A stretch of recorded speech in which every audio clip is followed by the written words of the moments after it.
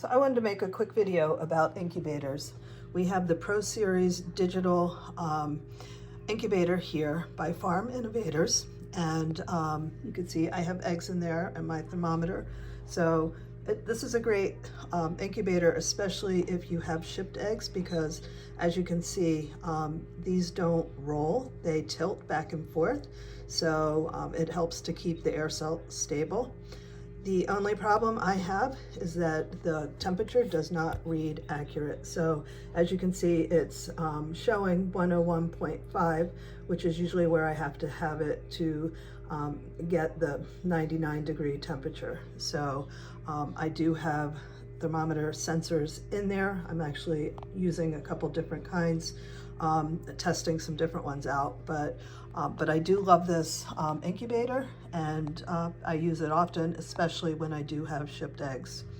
I also have, let's go over here, I have the Nurture Right 360. Now this, as you can see, is a little bit different. It's full of eggs too.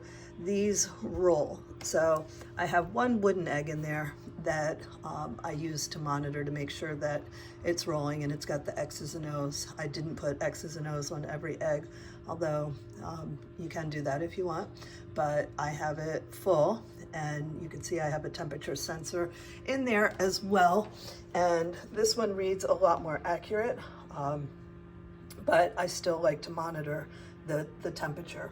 I also have another Nurture Right, so my third incubator. This one I primarily use for lockdown and hatching. As you can see, I have a baby in there. She just hatched. I have some other eggs that are getting ready to go to lockdown. So, you know, unfortunately, she was the only egg that hatched. So it'll be a couple days that she stays by herself, but she will have other chicks joining her very, very soon. And the thermometer in there. And this allows me, having the third incubator, that if I have some eggs that are on a slightly different schedule, as long as you mark them and you can track them, then when they go into lockdown, I can move them into this incubator and keep the other eggs still going.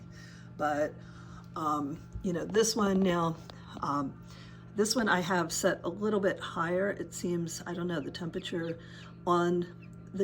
on these just aren't perfect. I mean, they're not bad, but they're definitely not perfect. So if you are using an incubator, I do always recommend that you have a sensor in there. One of the sensors I use is right, and I have it monitoring here so I can keep them all, but you can see the temperature.